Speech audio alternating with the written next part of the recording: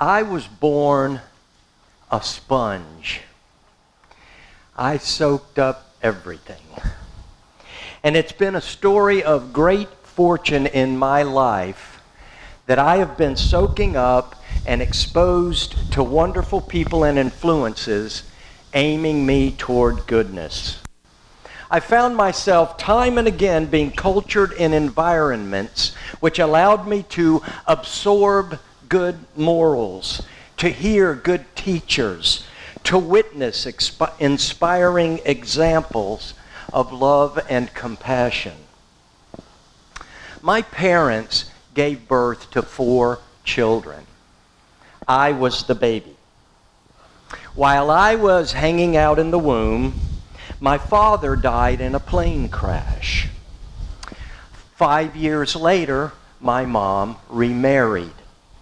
So my real dad was a wonderful, loving man who adopted the 4 of us between the ages of 5 and 10. And set for me the most wonderful example of what it means to live for others, to be a father to children not of his own making. His lessons proved so valuable later on in life when I was learning the pains and joys of raising 5 stepchildren of my own. My dad's mother, Alma, my grandmother Ford, was the kindest, wisest, most down-to-earth saint I ever knew. She passed away on Christmas Day, 1999.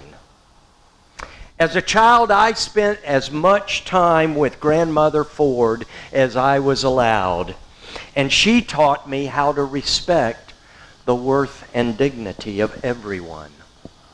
When I struggled through college and seminary in search of spiritual growth and direction, Alma was the one who listened without judgment or condemnation, all the while holding firmly to her own Christian faith.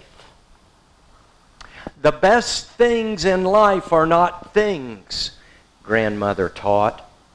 They are love, family, and place. There is a difference between failure and defeat, she advised. You can start over with failure.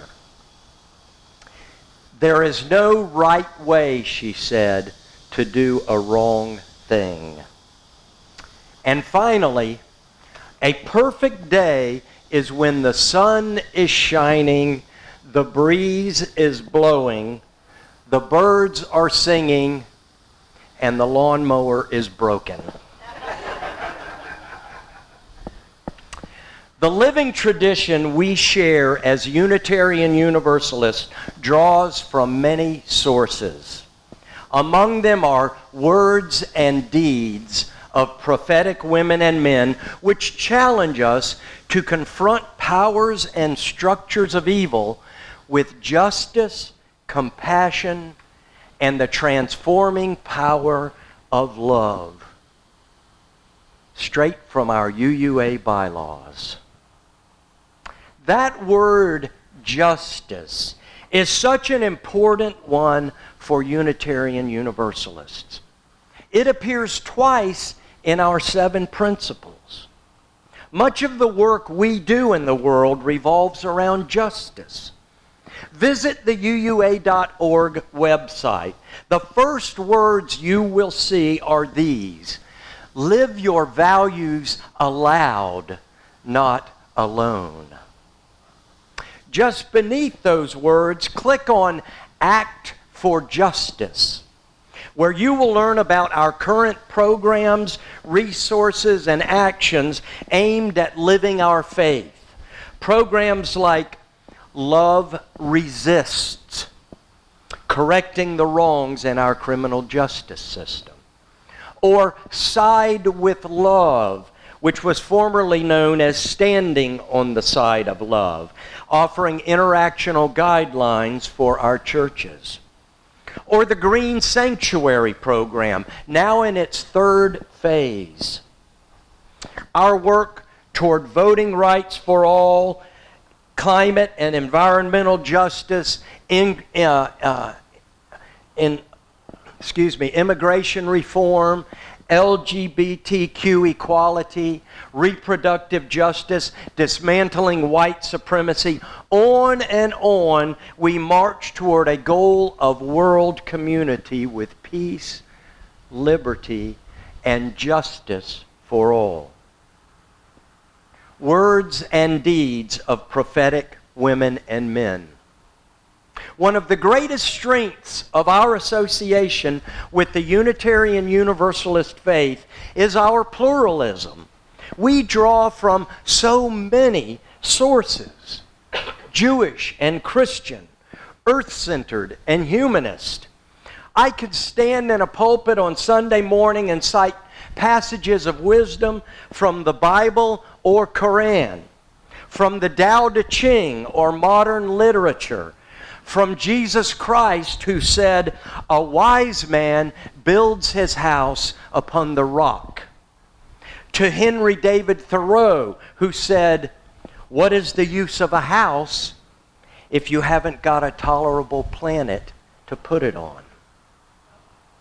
My bookshelves are lined with stories and histories and words and deeds of UUs who have shaped the tides of justice and compassion. Ernest Cassara, in his 1971 book, Universalism in America, called our growing faith in humankind's capacity for good the distinguishing feature of Unitarianism. I think of that old cliche that Universalists believe God is too good to damn us, and Unitarians believe they are too good to be damned. That faith, for many of us these days, is deeply shaken, maybe on both fronts. I wonder where the silent God has gone in all of this. And I wonder what's the use in all the effort I have made to make the world a better place. More than ever, we need words and deeds of prophets. Some of us know the story of Michael Servetus, burned at the stake by John Calvin for being anti-Trinitarian. Many of us know the quote, if not the source, from Hosea Ballou, Universalist minister, who said, "If we agree in brotherly love, there is no disagreement that can do us harm. If we do not, no agreement can do us any good." Most of us could probably quote a poem or passage from May Sarton, Ralph Waldo Emerson, or Henry David Thoreau. And all of us know about Clara Barton, who not only founded the Red Cross, she later met Susan B. Anthony, another prophetic Unitarian, and they worked together on the women's suffrage movement. Meanwhile, the Universalists were the first denomination to denounce slavery in 1790. The first to ordain a female minister, Olympia Brown, in 1863. The Reverend Brown said, "It can be no possible advantage to a man that his mother was socially a toy, financially a dependent, and politically a slave. On the contrary," she said, "the stream cannot rise higher than its source." And our Unitarian Universalist Association was the first to create a denominational office for LGBT concerns and first to ordain lesbian and gay clergy. In a minister's survey in 2010, 15% of UU respondents said they publicly identify as gay or lesbian. That's 15% of our UU ministers. While a full 98% report gay and lesbian members in their congregations. 42% believe there are people of transgender experience in their congregation, compared to 8% of mainline Protestant clergy. Confronting powers and structures of evil with justice, equity, compassion, and the transforming power of love. We preach about it, advocate it, practice it, and learn from it. Margaret Sanger, the leading advocate for birth control, a term she coined, was not officially a Unitarian, but she associated with us, and that's all that matters. In fact, if you hang out with us long enough, we'll claim you too. Sanger opened the first birth control clinic in America, for which she was arrested, and led the national movement which became the Planned Parenthood Federation. But we don't have to search through history to find prophetic words and deeds. Our churches and our pews are full of them. They happen all around us every day. Justice, compassion, and the transforming power of love. This is what prophetic women and men have called us to. But how can we temper justice with mercy? This is a question posed by Reverend Sally White, one of those prophetic UU voices. Sally shared a story about her two sons who spent time in prison. Sometimes, said Reverend White, it's difficult to reconcile my faith in the inherent worth and dignity of all people with my feeling that my son's transgressions are somehow my fault.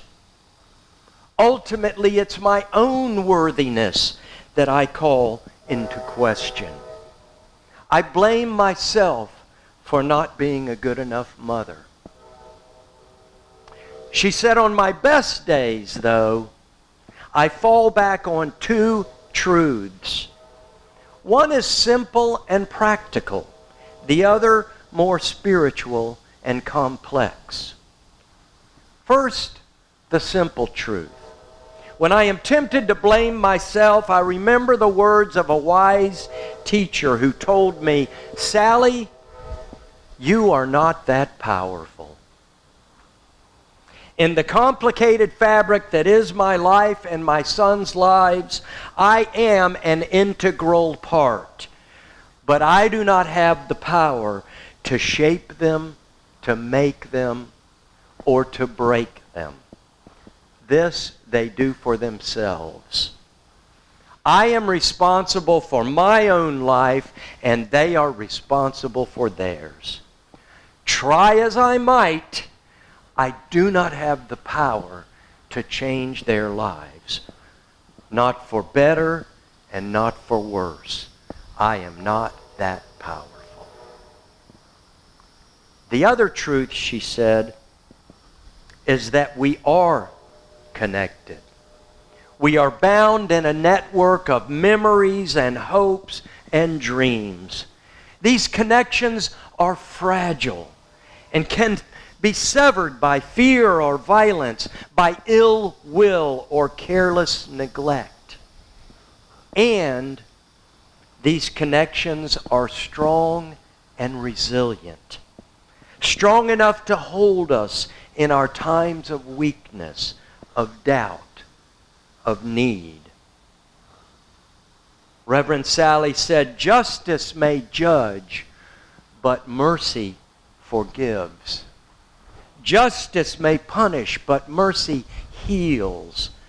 Justice may try to sever the connections that sustain and renew life, but mercy works to build and strengthen and reaffirm human worth and dignity and the connections that are ultimately our daily experience of the sacred. I have an article in my possession that I've kept for years, written by the religious education director of a church I once served. Her name is Danny Slater. The article is called, "Why Bother?" I'd like to close today with words from Danny's message. Ours is not an easy faith. The conundrum of massive effort for little result in the realm of social justice is one of the ways that our faith tries us. It's apparent in our principles that if we can act, we must act. But it's hard. Not just a little, but a lot. It's easy to be overwhelmed and discouraged when we look around at all the work to be done. It's easy to fall into a pattern of learned helplessness. It's easy to walk away, and it's hard to stand and be counted. But that's exactly what good UUs do. Our principles encourage us to do what we must to make the world a better place. And yet it's still a scary thing, she wrote, as a young person, to approach a group of hecklers and pull a friend out. To be the one person in an office building that won't allow others to use discriminatory language, or to be the one congregant that reminds others to use compassion when talking about fanatics. Ouch. Danny said, "Sometimes it seems as if we are adrift among the conflicting waves of what is right. How do we fire the cannons of justice while steering with compassion and still allow ourselves room to thrive?" The answer is not a simple one. No person can simply tell why we should bother, because alone we might drown. But we are a mighty congregation with strength beyond our means, and together we can and will navigate the waters of social justice with love as our guide. Amen.